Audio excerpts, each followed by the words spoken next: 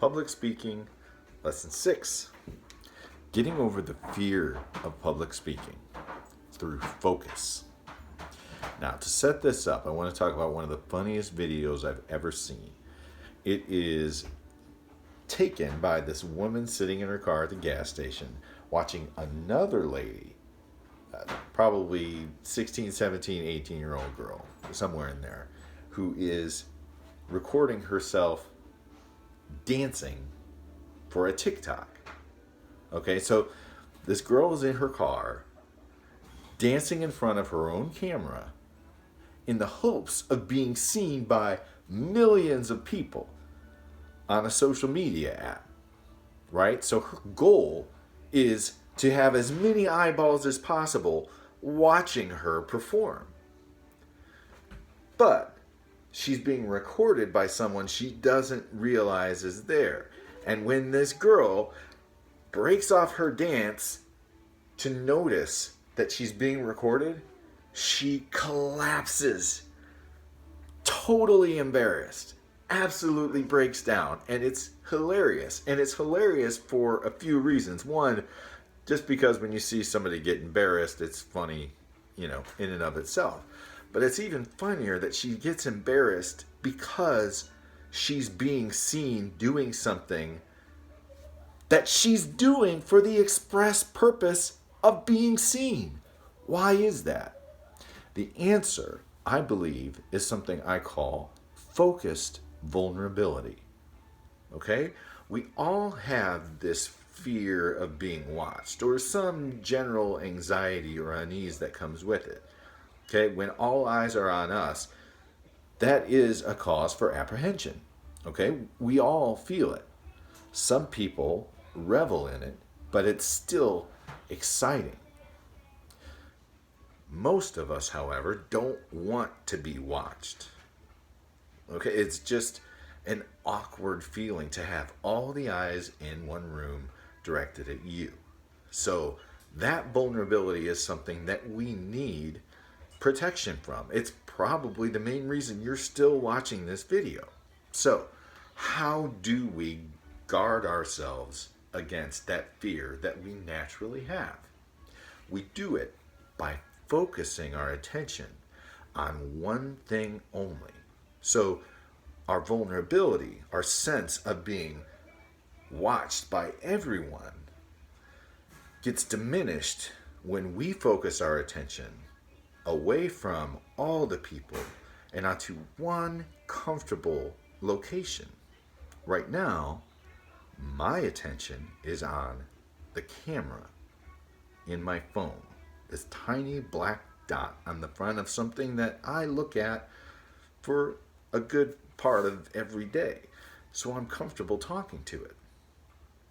It was for the girl dancing in her car. She was comfortable dancing in front of her phone because she gets the constant feedback of seeing what she looks like in her phone.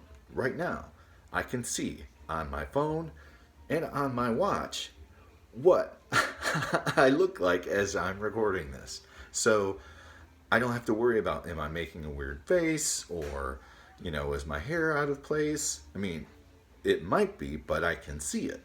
So there's not that element of surprise, or I'm not worried if I look dumber from a different angle. The only angle I'm worried about, the only perspective that is occupying my psychological space, is this one right here.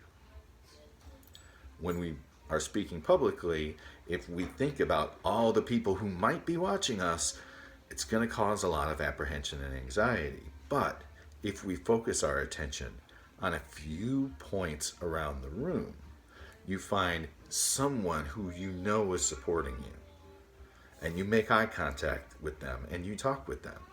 That's okay. That feels comfortable.